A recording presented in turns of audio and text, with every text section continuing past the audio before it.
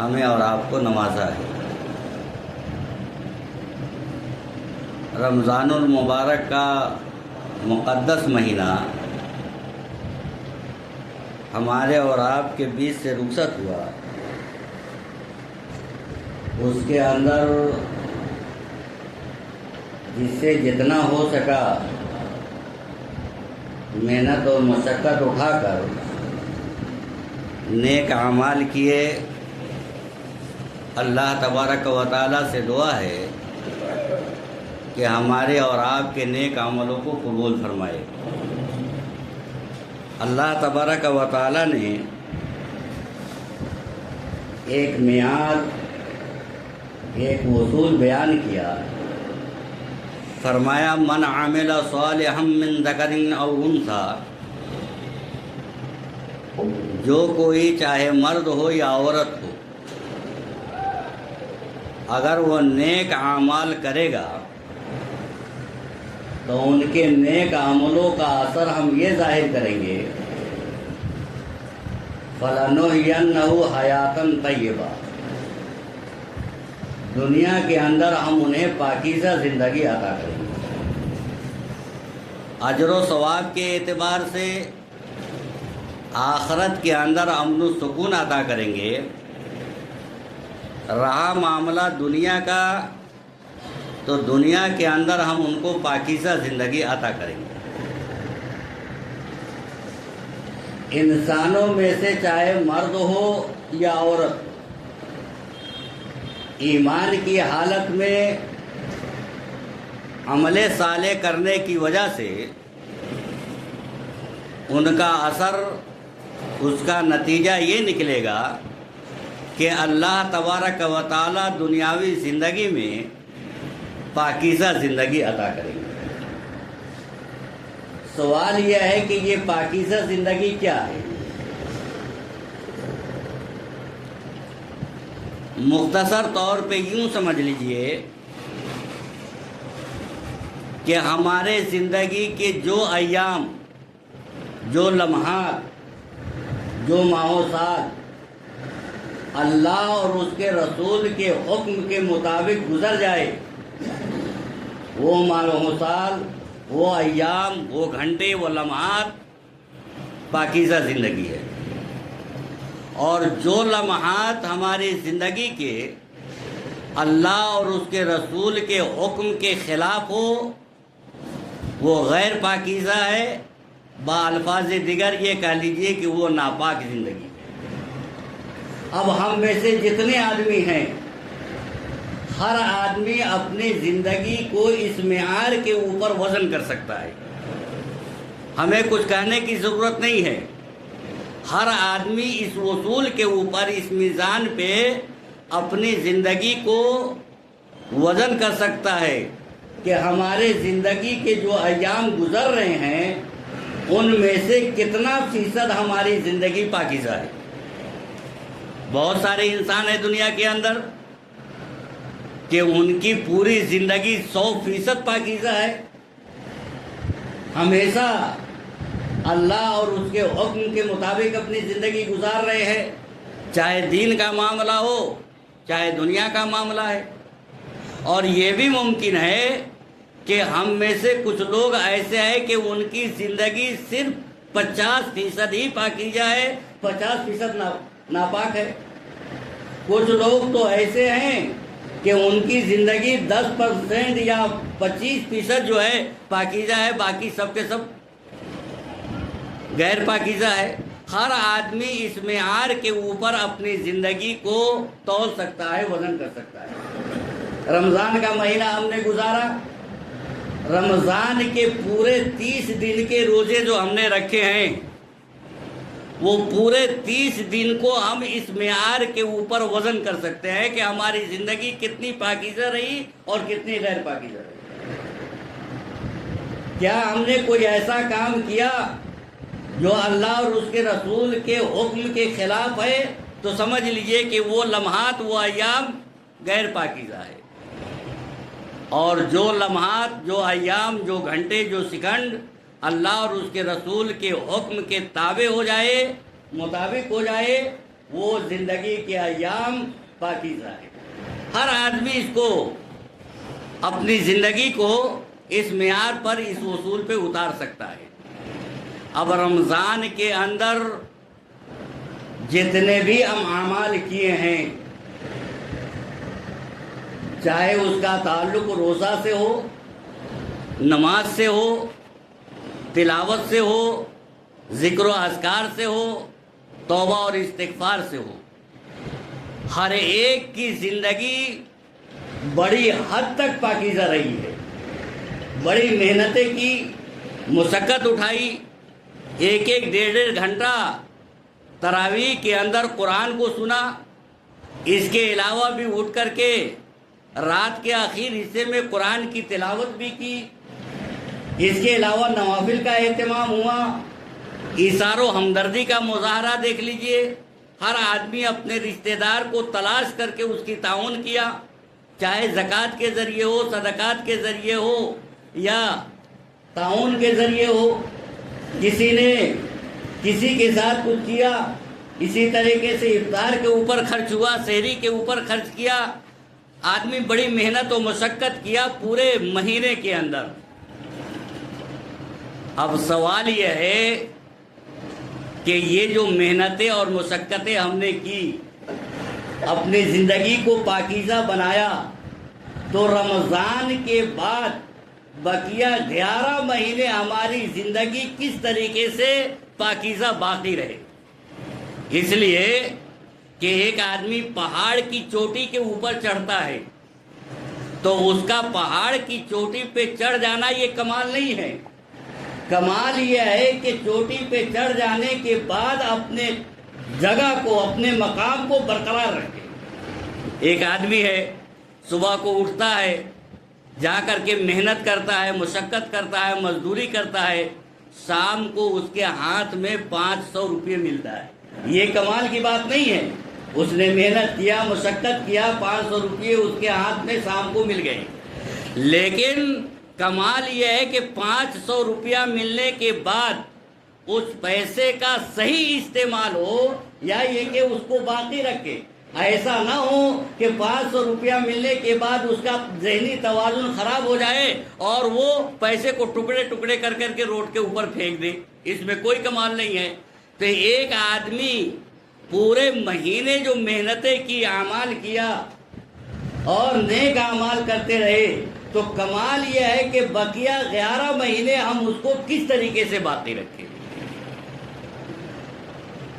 ایک مہینہ ہم نے اللہ کی عبادتیں کی ہے، اس کے اوپر ہمیں اور آپ کو کیا کرنا ہے؟ اللہ کی تعریف، الحمدللہ، اللہ کا شکر بجا لائے کہ اللہ تبارک و تعالیٰ نے ایک مہینہ ہمیں نماز با جماعت پڑھنے کی توفیق عطا فرمائی، رمضان کے پورے مہینے روزے رکھنے کی توفیق عطا فرمائی، نیک اعمال کے اندر حصہ لینے کی توفیق عطا فرمائی، اور جو لمحہ یا رمضان کے مہینے میں ہم سے اگر کسی دن ناقدری ہو گئی، کوئی گناہ کا کام کر لیا، تو اس کے لیے توبہ اور استغفار کرے۔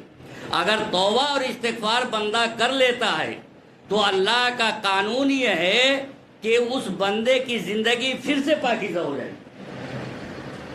ارے بھائی، آپ عید کے اندر کپڑے بنوائے، عید کے دن کپڑا پہنا، اس کے بعد وہ میلا ہو گیا، آپ نے پھر اس کو دھلوایا، پھر وہ صاف ستھرا ہو گیا، چمکنے لگا، پھر آپ نے پہنا، پھر گندا ہوا، پھر آپ نے اس کو دھلوایا، پھر وہ صاف ستھرا ہوا، چمکنے لگا۔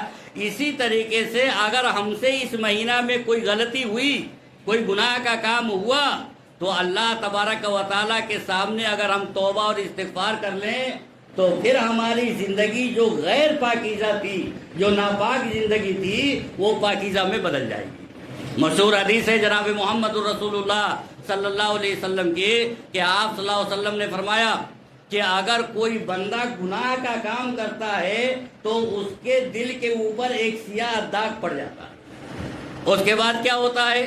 اس بندے کا ضمیر اندر سے جھنجھوڑتا ہے، اس کو غیرت آتی ہے، پھر وہ اللہ کے دربار میں آ کر کے توبہ کرتا ہے، استغفار کرتا ہے، تو اللہ کے نبی نے فرمایا کہ وہ داغ دھل جاتا ہے، یعنی دل بالکل صاف ہو گیا۔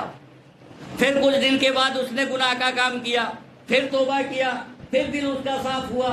لیکن ایک بندہ ہے کہ گناہ کیا اور توبہ نہیں کیا، پھر دوسرا گناہ کیا، ایک اور دھبا پڑا، پھر تیسرا گناہ کیا، ایک اور دھبا پڑا، یہاں تک کہ پورا دل سیاہ ہو جاتا ہے.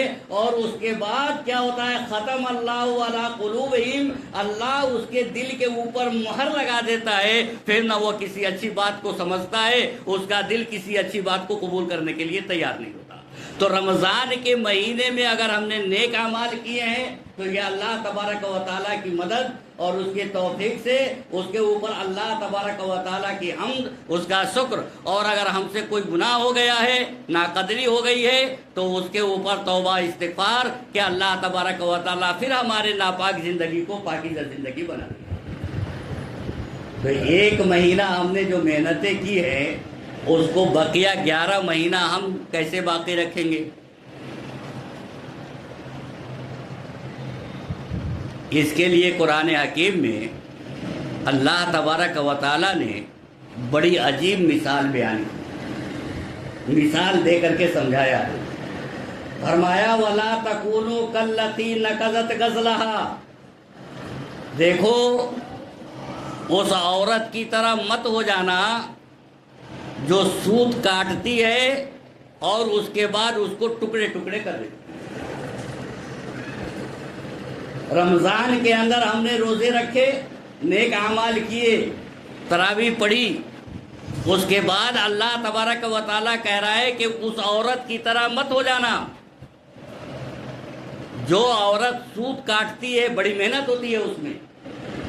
اس آیت کی تفسیر میں جناب محمد رسول اللہ صلی اللہ علیہ وسلم نے بڑی وضاحت کے ساتھ بیان کیا کہ مکہ کے اندر ایک عورت تھی. پہلے زمانے میں کیا تھا؟ اون سے، کاپوس سے ایک چرخا ہوتا تھا، اس سے سوت بنتا تھا، پھر اس سے دھاگے بنتے تھے، اس چرخے کو چلایا جاتا تھا.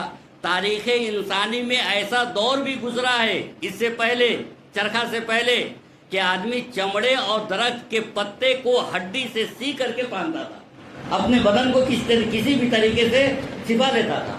پھر زمانہ تھوڑا ترقی ہوا، چرخا آیا، پھر اون اور کاپوس سے جو ہے سوت کاٹتے تھے. اب چرخا چل رہا ہے، بڑی محنت سے اس نے جو ہے چرخا چلا کر کے سوت کاٹا، اس سے لمبے لمبے دھاگے ہوئے. لیکن ایک عورت مکہ کے اندر ایسی تھی، اس کا ذہنی توازن ایسا تھا کہ بڑی محنت سے وہ دھاگا تو بنا لیتی تھی، اب اس کے بعد اس سے چادر بننے چاہیے، کپڑے بننے چاہیے، تو وہ دھاگے کو ٹکڑے ٹکڑے کر کر کے روڈ پہ پھینک دیتی. اللہ کے نبی صلی اللہ علیہ وسلم نے اس کی وضاحت کرتے ہوئے بیان کیا کہ تم ایسے مت ہو جانا کہ تمہاری ساری محنتیں، ساری اعمال برباد ہو جائے، ضائع ہو جائے، اور تمہاری مثال اس عورت کی طرح ہو جائے. تو ظاہر بات ہے کہ رمضان میں کتنی محنتیں ہوئی ہیں ہم سے اور آپ سے. ایک آدمی دن بھر کام کرنے کے بعد آ کر کے 2 گھنٹہ قیام اللیل کے اندر قرآن سننا یہ معمولی بات ہے آج کے دور میں؟ یا اسی طریقے سے رات کے آخر حصے میں اٹھ کر کے نوافل کا اہتمام کرنا، قرآن کی تلاوت کرنا، اللہ کے سامنے رونا گر گرانا، یہ معمولی بات ہے؟ کتنی محنت و مشقت ہے. اس کو تو آپ رہیے ہندوستان کے اندر رہتے ہوئے 5 وقتہ جماعت سے نماز کا اہتمام کر لینا، یہ آپ کو معمولی بات لگتا ہے؟ یہ ساری باتیں ہو رہی ہے، اپنے مال کا کچھ حصہ اللہ کے راہ میں ہم نے خرچ کیا. یہ ساری محنتیں جو ہماری ہوئی ہے، کہیں ایسا نہ ہو کہ اس کے بعد بقیہ 11 مہینے میں معاشرے کے اندر، سوسائٹی کے اندر رہتے ہوئے کچھ ایسے اعمال ہم کرنے لگ جائیں جس کی وجہ سے ہماری ساری محنتیں اور سارے اعمال ضائع اور برباد ہو جائیں، نیست و نابود ہو جائیں. اس لیے اللہ تبارک و تعالیٰ نے کہا لا تکونوا کاللتی نقضت غزلہا، دیکھو تم اس عورت کی طرح مت ہو جانا جو بڑی محنت و مشقت کرنے کے بعد سوت کاٹتی ہے، دھاگا تیار کرتی ہے، اور اس کے بعد دھاگے کو ٹکڑے ٹکڑے کر کے پھینک دیتی ہے. اب آپ دیکھ لیجئے کہ ہم جو محنت و مشقت کیے ہیں، اعمال کیے ہیں، تو کوئی ایسا عمل ہم سے صادر نہ ہو، کوئی ایسا کام نہ ہو جس سے ہماری یہ ساری محنتیں بیکار ہو جائیں. وہ اعمال کیا ہے؟ قرآن کے مطالعہ سے پتہ چلتا ہے کہ 3 ایسے خطرناک کام ہیں کہ اگر ہم نے اس کام کو کیا تو یہ 1 مہینہ کے کیے ہوئے سارے اعمال برباد ہو جائیں گے۔ نوٹ کر لیجیے، 3 ایسے خطرناک کام ہیں، اگر اس میں سے ایک کام بھی ہم نے کیا تو ہمارے سارے محنت کے اوپر پانی پھر جائے گا، پھر اس کے اثرات، اس کے نتائج ہماری زندگی کے اوپر مرتب نہیں ہوں۔ وہ 3 کام کیا ہے؟ نمبر 1، اللہ کے ساتھ شرک کرنا۔ اب بتائیے کہ اللہ کے نبی جناب محمد الرسول اللہ صلی اللہ علیہ وسلم سے بھی زیادہ بہتر طریقے سے کوئی عبادت کرنے والا ہے؟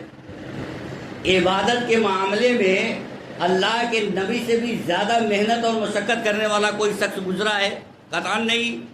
لیکن قرآن حکیم کے اندر اللہ تبارک و تعالیٰ نے اپنے نبی کو مخاطب کر کے کہا، لئن اشرکت، اگر آپ نے شرک کیا تو آپ کے سارے اعمال برباد ہو جائیں گے۔ اس کا مطلب یہ ہوا کہ اگر ہم نے بقیہ 11 مہینے میں اللہ کی ذات میں کسی کو شریک کیا، اللہ کی صفات میں کسی کو شریک کیا، تو 1 مہینہ جو ہم نے اعمال کیے ہیں، جو محنت اور مشقت کی ہے، یہ سارے کے سارے نیست و نابود ہو جائیں گے، برباد ہو جائیں گے، ضائع ہو جائیں گے، جس کا لازمی نتیجہ یہ ہوگا کہ ہماری زندگی پر کوئی اثر مرتب نہیں ہوگا، کوئی پاکیزہ زندگی ہم کو ملنے والی نہیں ہے، بلکہ شرک کی غلاظت میں ڈوبے رہیں گے اور ہماری زندگی ناپاک ہوتی رہے گی۔ اور اللہ کا ایک قانون یہاں پر یہ بھی نوٹ کر لیجیے، کچھ لوگوں کی ذہنیت یہ ہے کہ اللہ تبارک و تعالیٰ شرک کو معاف نہیں کرتا ہے۔ قرآن حکیم کا بیان ہے، ان اللہ لا یغفر ان یشرک بہ ویغفر ما دون ذلک لمن یشاء۔ اللہ تبارک و تعالیٰ شرک کے علاوہ بقیہ جتنے اعمال ہیں گناہ کے، ان گناہوں کو معاف کر دے گا، لیکن شرک کو معاف نہیں کرے گا۔ اس آیت کی بنیاد پر بہت سارے لوگوں کا ذہن یہ بنا ہے کہ اللہ تبارک و تعالیٰ شرک کو معاف نہیں کرتا، لیکن معاملہ اس کے برعکس ہے۔ نوٹ کر لیجیے، اللہ تبارک و تعالیٰ شرک کو بھی معاف کر دے گا، شرط یہ ہے کہ آپ توبہ کریں، اللہ کے سامنے آ کر کے روئیں گی گڑائے کہ یا اللہ ہم سے یہ غلطی ہو گئی ہے، ہمارے اس غلطی کو تو معاف کر دے، تو اللہ تبارک و تعالیٰ شرک جیسے گناہ کو بھی معاف کر دے گا۔ سب کو معلوم ہے کہ حضرت سلمان فارسی رضی اللہ تعالیٰ عنہ یہ فارس کے رہنے والے تھے۔ ان کا عقیدہ کیا تھا؟ آگ کو پوجنا، سورج کو پوجنا، اور 90 سال تک یہ بندہ آگ کی پرستش کی ہے، آگ کو پوجا ہے۔ 90 سال کے بعد انہوں نے اسلام کو قبول کیا ہے۔ 90 سال کے بیچ میں بہت تاریخی ادوار ان کے اوپر آئے ہیں۔ اگر ان کے اسلام لانے کی تاریخ آپ پڑھیں گے، عیسائیت کو اختیار کیا، کئی مذہب کو اختیار کیا، ہر ایک کے گرو گھنٹال کو، پوپ پادری کو پرکھتے گئے، ہر جگہ ان کو گھوٹالہ نظر آیا۔ آخری پادری ان سے کہا تھا کہ دیکھو مدینے کی طرف نکلو، ادھر ایک آخری نبی پیدا ہونے والے ہیں، ان کی یہ علامتیں ہوں گی، ہو سکتا ہے لکبائی تک تمہیں مل جائے۔ تو 90 سال کی عمر میں جا کر کے انہوں نے اسلام قبول کیا ہے، اور اسلام قبول کرنے کے بعد یہ 60 سال زندہ رہے ہیں۔ گویا کہ 150 سال کی عمر یہ پائے ہیں کون؟ حضرت سلمان فارسی رضی اللہ تعالیٰ عنہ۔ لیکن واقعہ یہ ہے کہ 90 سال تک آگ کو پوجنے والا یہ شخص جب اسلام قبول کرتا ہے اور توبہ استغفار کرتا ہے، تو اللہ تبارک و تعالیٰ 90 سال کے شرک کی غلاظت میں ڈوبے ہوئے انسان کو معاف کر دیتا ہے۔ اس کا مطلب یہ ہوا کہ اگر کسی سے جانے انجانے طور پہ شرک بھی ہو جائے تو اللہ تبارک و تعالیٰ کے سامنے وہ توبہ کرے تو اللہ تعالیٰ اس کے شرک کو بھی معاف کر دے گا۔ اور ظاہر بات ہے کہ شرک کیا ہے؟ ان الشرک لظلم عظیم، شرک سے بڑا کوئی ظلم نہیں ہے۔ اور آپ اندازہ کیجئے کہ جب آپ نماز پڑھتے ہیں اور نماز میں آخری تشہد میں آپ بیٹھتے ہیں تو کیا پڑھتے ہیں؟ اللہم انی ظلمت نفسی ظلماً کثیرا، کہ اللہ ہم نے اپنے اوپر، اپنے نفس کے اوپر بہت بڑا ظلم کیا ہے۔ ایک بندہ نماز کی حالت میں اللہ سے یہ اقرار کرتا ہے کہ میں نے بہت بڑا ظلم کیا ہے، میں دعوے کے ساتھ کہتا ہوں اگر ہمارے نماز کے اندر اتنی قوت ہو جائے، اتنی طاقت ہو جائے، ہمارا ایمانی جذبہ اتنا بڑھ جائے کہ ہم اللہ کی طرف غرق ہو کر کے اس لفظ کو پڑھے اللہم انی ظلمت نفسی ظلما کثیرا، تو اللہ تبارک و تعالی ہمارے شرک کی غلاظت کو اور ہمارے ظلم تک کو معاف کر سکتا ہے۔ اتنے دروازے کھلے ہیں اور اتنی وسعت ہے اللہ تبارک و تعالیٰ کے شان کریمی میں اور شان رحیمی کے اندر۔ تو ایک تو ہے کہ اگر ہم نے اللہ کے ساتھ کسی کو شریک کیا، چاہے وہ ذات میں شریک ہو چاہے صفات میں شریک ہو، اگر ہم نے شرک کیا تو 1 مہینے کے اندر کیے ہوئے سارے اعمال، چاہے وہ روزہ ہو، چاہے وہ تلاوت قرآن ہو، چاہے وہ تراویح ہو، چاہے لیلۃ القدر کی تلاش ہو، چاہے صدقہ و خیرات ہو، چاہے وہ زکوٰۃ کا معاملہ ہو، چاہے وہ کوئی بھی نیک عمل ہم نے 1 مہینہ کیا ہے، اگر بقیہ 11 مہینے ہم شرک کی غلاظت میں ڈوبے رہے تو 1 مہینے کے کیے ہوئے سارے اعمال ہمارے نیست و نابود ہو جائیں گے۔ پہلی بات یہ ہے۔ دوسری بات کیا ہے؟ نبی اکرم صلی اللہ علیہ وسلم کی شان میں گستاخی۔ سورہ حجرات کی آیت ہے، اللہ تبارک و تعالیٰ نے فرمایا لا ترفعوا اصواتکم فوق صوت النبی، کہ دیکھو تم اپنی آواز کو اپنے نبی کی آواز سے بلند مت کرو، چاہے گستاخی نبی کی شان میں کسی بھی انداز میں ہو، چاہے عقیدے کے معاملے میں ہو، چاہے اعمال کے معاملے میں ہو، چاہے آپ کے اخلاق و کردار کے اوپر انگلی اٹھایا جائے، چاہے آپ کے رہن سہن کے اوپر انگلی اٹھایا جائے، چاہے آپ کے جسم کے اوپر جو ہے انگلی اٹھایا جائے، کسی بھی انداز میں اگر اللہ کے نبی صلی اللہ علیہ وسلم کی شان میں گستاخی ہوئی تو پھر اللہ تبارک و تعالی ہمارے سارے نیک عملوں کو برباد کر دے گا، چاہے وہ گستاخی کسی بھی حیثیت کی ہو اور کسی بھی انداز میں ہو۔ تو پہلا تو ہے اللہ تبارک و تعالیٰ کی ذات یا صفات میں شریک اگر ہم نے کیا تو رمضان کے اندر کیے ہوئے سارے اعمال کو اللہ تبارک و تعالیٰ برباد کر دے گا، اور اگر ہم نے نبی کی شان میں گستاخی کی تو بھی رمضان کے اندر کیے ہوئے سارے اعمال کو اللہ تبارک و تعالیٰ برباد کر دے گا۔ اور تیسرا ہے مرتد ہو جانا۔ مرتد کا مطلب کیا ہے؟ اسلام سے پھر جانا۔ اب یہ اسلام سے پھرنا کسی بھی حیثیت سے ہو سکتا ہے۔ ہاں ایک بات ہے کہ اسلام سے پھر جانے کے بعد شرط یہ ہے کہ آدمی اسی کفر کی حالت میں وہ مر جائے۔ ایک آدمی ہے اسلام سے پھر گیا، اب اس کے پھرنے کی وجہ کچھ بھی رہی ہو، چاہے تو وہ اسلام کے کسی قانون سے اس کو چڑھا جائے، چاہے وہ کسی غلط آدمی کا صحبت اختیار کر لے، کسی معاشرے اور سوسائٹی کے اندر رہتا ہو، یا کسی وجہ سے اس نے اسلام کو چھوڑ کر کے ہندو بن جائے، عیسائی بن جائے، سکھ بن جائے، یہود مذہب کو اختیار کر لے، کسی بھی مذہب کو اختیار کر لیا اور مرتے دم تک اسی مذہب کے اوپر وہ قائم رہا تو اس کے پہلے کے کیے ہوئے سارے اعمال کو اللہ تبارک و تعالیٰ برباد کر دے گا۔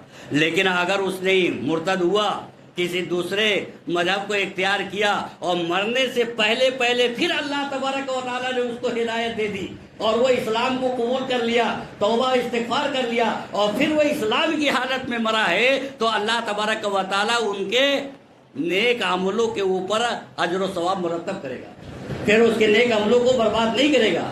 شرط یہ ہے کہ دوسرے مذہب کو اختیار کرتا ہے اسلام کو چھوڑ کر کے اور اسی حالت میں وہ پوری زندگی گزارتا ہے یہاں تک کہ اسی پہ اس کا انتقال ہو جاتا ہے، تو اللہ تبارک و تعالیٰ ان کے سارے نیک عملوں کو برباد کر کے رکھے گا۔ یہ 3 اعمال اتنے خطرناک ہے کہ رمضان کے اندر جتنی محنتیں ہم نے کی ہیں، چاہے اس کا تعلق کسی شعبہ سے ہو، اگر ہماری زندگی میں 3 عملوں میں سے کوئی عمل رہا، چاہے ہماری زندگی میں شرک آ جائے تو بھی اللہ تبارک و تعالی ہمارے عملوں کو برباد کر دے گا، چاہے ہمارے زندگی میں نبی اکرم صلی اللہ علیہ وسلم کی شان میں کسی بھی طریقے سے، کسی بھی انداز میں، کسی بھی حیثیت سے گستاخی ہو جائے تو بھی ہمارے سارے کیے کرائے پہ پانی پھر جائے گا، سارے نیک عملوں کو اللہ تبارک و تعالیٰ برباد کر دے گا، چاہے کہ ہم مرتد ہو جائیں، اسلام سے پھر جائیں۔ یہ 3 اعمال ایسے ہیں، اللہ تبارک و تعالیٰ سے دعا کریں کہ اللہ تبارک و تعالیٰ ہماری بھی حفاظت کرے اور آپ لوگوں کی حفاظت کرے، شرک کی غلاظت سے ہمیشہ دور رکھے، اور جو ہے نبی اکرم صلی اللہ علیہ وسلم کی شان میں گستاخی سے بچائے اور مرتد ہونے سے بچائے۔ ورنہ ارتداد کی لہر اتنی تیز ہے آج کے معاشرے میں اور آج کے ماحول میں کہ ظاہری طور پہ اگر ہم ارتداد کے شکار نہیں ہیں لیکن باطنی طور پہ ہم اور آپ ارتداد کے شکار ہیں۔ تو 3 اعمال جس سے اللہ تبارک و تعالی ہمارے نیک عملوں کو برباد کر دے گا، ضائع کر دے گا۔ تو رمضان کے اندر جو ہم نے نیک اعمال کیے ہیں اس کے بعد بقیہ 11 مہینے ہمیں کیا کرنا ہے؟ یہ 3 اعمال سے اگر ہم بچ گئے تو یقیناً اللہ تبارک و تعالی ہمارے نیک عملوں کو قبول فرمائے گا۔ رمضان کے اندر کیے ہوئے ساری عبادتوں کو اللہ تبارک و تعالی قبول فرمائے گا، اور جب قبول فرمائے گا تو اس کے اوپر جو اجر و ثواب مرتب ہونا ہے وہ اجر و ثواب مرتب ہوگا، اور اس کا ظاہری اثرات، اس کا ظاہری نتیجہ یہ نکلے گا کہ ہماری زندگی پاکیزہ ہوگی۔ پاکیزہ زندگی ہونے کا کیا مطلب ہے؟ کہ ہماری زندگی اللہ اور اس کے رسول کے حکم کے مطابق گزرے گی۔ اللہ تبارک و تعالیٰ نیک عملوں کی توفیق دیتا چلا جائے گا، ہمارا دل جو ہے اللہ کی طرف مائل ہوگا، نبی کی اطاعت کی طرف مائل ہوگا، نبی کی محبت کی طرف مائل ہوگا، اور ہم نیک عمل کرتے چلے جائیں گے۔ تو یہ 3 اعمال ایسے ہیں جس سے انسان کو ہمیشہ بچنا چاہیے۔ اب رمضان کے مہینے میں ہم نے جو عبادتیں کی ہے اس کو باقی رکھنے کا یہ ایک طریقہ ہو گیا۔ اب رمضان کے بعد بقیہ 11 مہینے ہمیں کیا کرنے ہیں؟ رمضان میں جو ہم نے اعمال کیے، نیک اعمال، اس کو باقی رکھنے کے لیے ضروری ہے کہ ہم یہ 3 برے اعمال سے بچیں۔ اس کے بعد بقیہ 11 مہینے ہمیں اور آپ کو کیا کرنے ہیں؟ کہ اللہ تبارک و تعالیٰ جیسے رمضان رخصت ہوا ویسے ہی اللہ بھی رخصت ہو گیا، ایسا تو معاملہ نہیں ہے۔ رمضان رخصت ہوا ہے، اللہ تو موجود ہے، جو رمضان کا رب تھا وہی جو ہے غیر رمضان کا رب ہے۔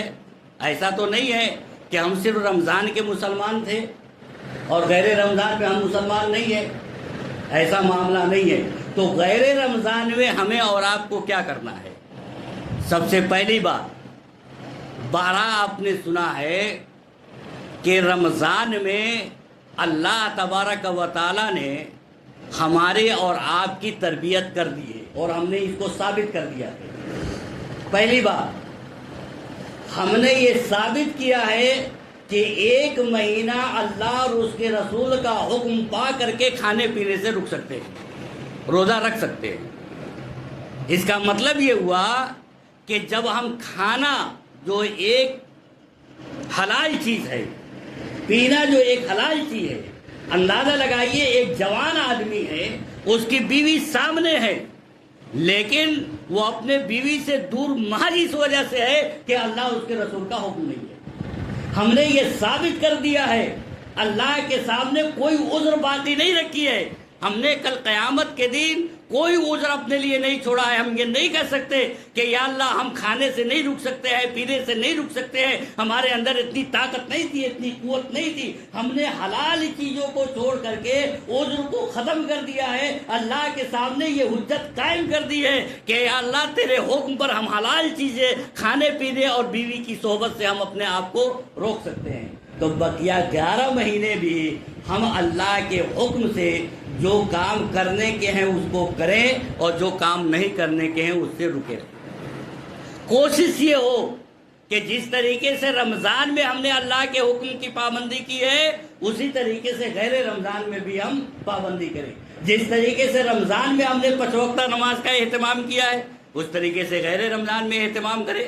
جس طریقے سے ہم نے جو ہے رمضان میں اپنے آنکھ کی حفاظت کی ہے، محض اس وجہ سے کہ روزہ ہے، رمضان ہے، کوئی غلط چیز ہم دیکھ نہ لیں، زبان کی حفاظت کی ہے، کہ روزہ ہے، رمضان ہے، کوئی غلط الفاظ ہماری زبان سے نہ نکلے، ہاتھ کی حفاظت کی ہے، پیر کی حفاظت کی ہے، شرمگاہ کی حفاظت کی ہے، ان تمام چیزوں کی تربیت ہو گئی ہے۔ اللہ تبارک و تعالیٰ نے پورے 1 مہینہ تربیت کر دیا ہے، ہمارے پاس اب کوئی عذر نہیں ہے، لہذا بقیہ 11 مہینے ہم اپنے ہاتھ کی حفاظت کریں، اپنے پیر کی حفاظت کریں، اپنے آنکھ کی۔ کچھ لوگ تو ایسے بھی ہیں معاشرے میں کہ گھروں میں اپنا LCD ٹی وی تک رمضان بھر کے لیے بند کر دیا ہے کہ نہیں ہے ایسا؟ بچوں کو تاکید کر دیا ہے کہ بچوں اب رمضان میں یہ ٹی وی چالو نہیں ہوں گے۔ اس کا مطلب یہ ہے کہ 1 مہینہ جب بچے ہمارے ٹی وی کے بغیر رہ سکتے ہیں تو بقیہ 11 مہینے کیا ہمارے بچے ٹی وی کے بغیر نہیں رہ سکتے ہیں؟ میں یہ بھی نہیں کہتا کہ آپ ٹی وی کو اٹھائیے، LCD کو اٹھائیے، گھر کے باہر پھینک دیجئے، لیکن کم سے کم اتنا تو آپ کر سکتے ہیں کہ اس کے اندر وہی چیز دیکھیں جو دیکھنے کے لائق ہے، خبریں سنیں یا جو جائے چیزیں پروگرام وغیرہ اس کا استعمال کریں، مس یوز تو اس کا نہ ہو، کم سے کم اتنا تو ہم کر سکتے ہیں۔ رمضان میں ہم نے یہ ثابت کیا ہے، اور 1 تربیت تو 2 تربیت تو اللہ تبارک و تعالیٰ نے ہماری اور آپ کی یا ہم میں سے ہر ایک آدمی کی کر دی ہے۔ 2 تربیت ایسی ہے کہ ہر ایک روزے دار کی اللہ تبارک و تعالیٰ نے کر دیا ہے۔ نمبر 1 کہ اللہ تبارک و تعالیٰ ہم کو دیکھ رہا ہے کہ نہیں ایسا؟ ایک آدمی روزے سے ہے، گھر میں ہے، اکیلا ہے، سامنے انواع و اقسام کے کھانے بھی رکھے ہیں، فروٹ بھی رکھا ہے، سب کچھ ہے، وہ کھا سکتا ہے، پی سکتا ہے، سامنے آ کر کے کہہ سکتا ہے کہ ہم روزے سے ہیں، لیکن اللہ نے ایسی تربیت کر دی ہے کہ دیکھو اگر تم نے کھایا تو بھلے کوئی نہیں دیکھ رہا ہے، کم سے کم اللہ تو دیکھ رہا ہے۔ یہ تربیت ہماری 1 مہینہ ہو چکی ہے، تو بقیہ 11 مہینہ اگر کوئی غلط کام ہم کر رہے ہیں تو کیوں ہمارے ذہن میں تصور میں یہ نہیں بستا کہ ہم جو کام کر رہے ہیں یہ اللہ تبارک و تعالیٰ ہم کو دیکھ رہا ہے؟ اگر 1 مہینہ ہمارے ذہن میں یہ بات رہی کہ جو کام ہم کر رہے ہیں، کھائیں گے، پیئیں گے یا غلط کام کریں گے، تو کوئی دیکھے یا نہ دیکھے اللہ تبارک و تعالیٰ تو دیکھ رہا ہے، تو بقیہ 11 مہینہ یہی ذہن میں ہمارے تصور ہونا چاہیے کہ کوئی بھی کام کریں تو اللہ تبارک و تعالیٰ دیکھ رہا ہے۔ تو بھلا بتائیے کوئی غلط کام کرے گا؟ ایک چور چوری سے رک جائے گا، ایک شراب پینے والا شراب پینے سے رک جائے گا، ایک جوا کھیلنے والا جوا کھیلنے سے رک جائے گا، ایک غلط چیز کو دیکھنے والا غلط چیز دیکھنے سے رک جائے گا، زبان سے گندی الفاظ نکالنے والا گندی الفاظ نکالنے سے رک جائے گا۔ شرط یہ ہے کہ اس کے ذہن میں یہ بات رہے ہمہ وقت کہ جو ہم کام کر رہے ہیں اس کام کو اللہ تبارک و تعالیٰ دیکھ رہا ہے۔ تو اس کی تربیت ہو چکی ہے ہر روزے دار کی، اس کی تربیت ہر روزے دار کی ہو چکی ہے کہ اللہ تبارک و تعالیٰ ہم کو دیکھ رہا ہے۔ اور دوسری تربیت کیا ہو چکی ہے کہ اللہ کا ڈر، اللہ کا خوف 1 مہینہ ہمارے دل میں اتر چکا ہے۔ اور اگر دل میں ہمارے اللہ کا ڈر ہو جائے تو تقوی، اللہ کا ڈر، اللہ کی خشیت یہ ایک ایسی چیز ہے کہ انسان کو 2 عمل کرنے کے اوپر ہمیشہ ابھارتی رہتی ہے۔ نمبر 1 اللہ کی توحید اور شرک سے نفرت۔ اگر اللہ کا ڈر ہمارے دل میں آ جائے تو ہمیشہ دل یہ کہے گا کہ اللہ کی توحید کے اوپر قائم رہے اور شرک کی غلاظت سے دور رہے۔ بالفاظ دیگر اللہ نے جس کام کو کرنے کا حکم دیا ہے اس کو کریں، اور جس کام سے منع کیا ہے اس سے ہم رک جائیں۔ تو 1 مہینہ ہم نے جو اعمال کیے ہیں اس اعمال کو باقی رکھنے کے لیے ضروری ہے کہ آدمی 3 چیزوں سے دور رہے۔ نمبر 1 شرک سے دور رہے، نمبر 2 نبی صلی اللہ علیہ وسلم کی شان میں گستاخی کرنے سے دور رہے، نمبر 3 ارتداد، اسلام کو چھوڑ کر کے دوسرے دھرم میں جانے سے اپنے آپ کو بچائے رکھے۔ اور رمضان کے اندر جو ہم نے محنتیں کی ہیں، جو مشقتیں کی ہیں، اسی طریقے کی محنت، اسی طریقے کی مشقت، اسی طریقے سے اعمال بقیہ 11 مہینے ہم کرتے رہیں تو یقیناً اس کا لازمی نتیجہ یہ ہوگا کہ اللہ تبارک و تعالی ہماری زندگی کو پاکیزہ بنائے گا۔ دعا ہے اللہ